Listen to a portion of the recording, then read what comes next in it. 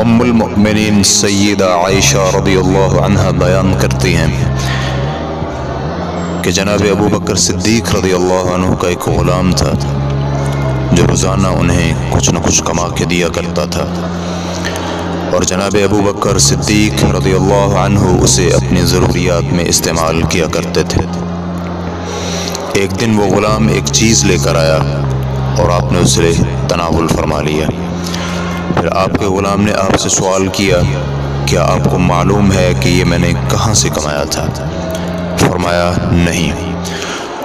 غلام نے بتلایا کہ میں نے زمانہ جاہلیت میں ایک آدمی کے لیے کہانت کی تھی، حالانکہ مجھے کہانت نہیں آتی تھی، میں نے اسے دھوکہ دیا تھا۔